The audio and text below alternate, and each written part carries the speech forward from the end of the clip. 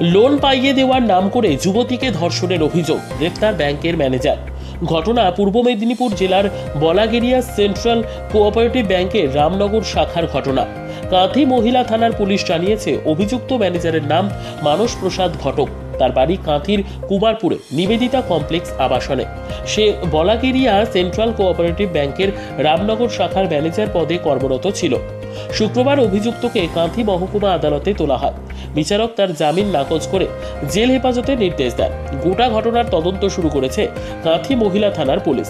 অভিযুক্ত ব্যাংক ম্যানেজারের বিরুদ্ধে ভারতীয় দণ্ডবিধির 376-এর 1 ও 506 সহ একাধিক ধারায় মামলা রুজু করেছে পুলিশ।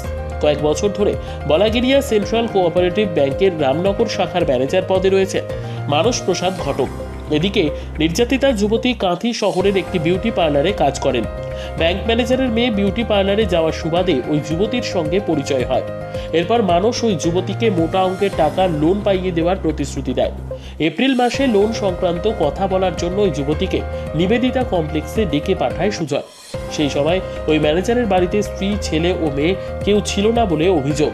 এরপর ওই যুবতীকে ধর্ষণ করে সুজয়, তেমনটাই অভিযোগ উঠেছে। এই কথা কাউকে জানালে যুবতীকে প্রাণে মেরে ফেলারও হুমকি দেয় সে। প্রথমে ঘটনার কথা চেপে গেলেও গত 1 মে ওই যুবতী কাঁথি মহিলা থানায় লিখিত অভিযোগ দায়ের করেন। পুলিশ তদন্তে নেমে বৃহস্পতিবার সন্ধ্যায় কাঁথি শহর থেকে অভিযুক্ত ম্যানেজারকে গ্রেপ্তার করে। কাঁথি মহিলা থানায় এক পুলিশ আধিকারিক বলেন, অভিযোগের ভিত্তিতে তদন্তে নেমে অভিযুক্তকে গ্রেপ্তার করা হয়েছে। পুরো ঘটনাটি খতিয়ে দেখা হচ্ছে।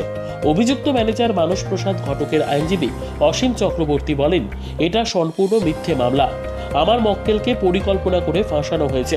ওই যুবতী কাঁথির বাসিন্দা হয়েও কাঁথি শাখায় লোনের জন্য না গিয়ে রামনগরের শাখায় গেলেন কেন, সেই প্রশ্ন তোলেন অভিযুক্ত ব্যাংক ম্যানেজারের আইনজীবী। অভিযোগকারী যুবতীর আইনজীবী অনির্বাণ চক্রবর্তী বলেন, গুরুতর অপরাধের ঘটনা ঘটেছে। আদালত গোটা বিষয়টি বিবেচনা করে দেখছে। অভিযুক্তের জেল হেফাজতের নির্দেশ দিয়েছেন বিচারক।